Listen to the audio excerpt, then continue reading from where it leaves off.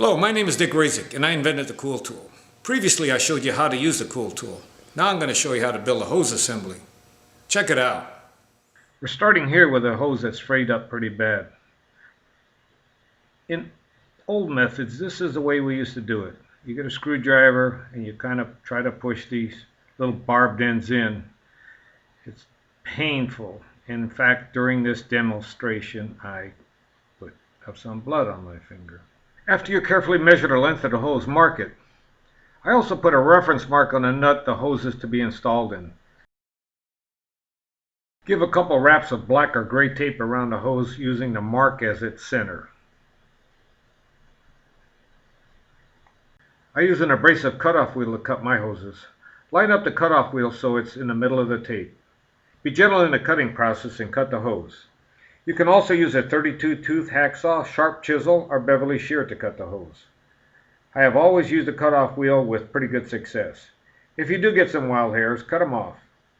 Stick a blowgun in the opposite end of the hose you just cut and clean it out. Don't blow it from the end you just cut. Install the socket part of the fitting into the Koul tool capsule. The socket needs to be snug in the capsule. All the sockets are a little different from the various manufacturers, so some spacers are required to snug up the socket into the funnel. It needs to be snug. Clamp the Koul tool in the vise. The next step is very important. You need to twist or screw the hose into the socket. If you just push it straight in, it will fail. Twist the hose in. Pull the assembly out of the capsule and check if the hose is in at the proper distance. It's not unusual to push it in too far with the Koul tool. Just unscrew it back until the threads are in the correct position. Then throw a couple drops of oil on it. Add another couple drops of oil onto the fitting before you install it into the hose.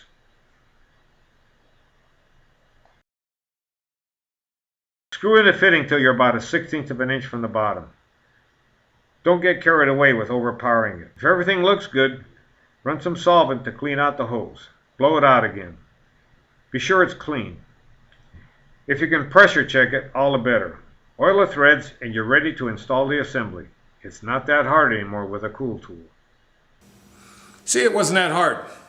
Buy one of these Koul tools and you get rid of the band-aids.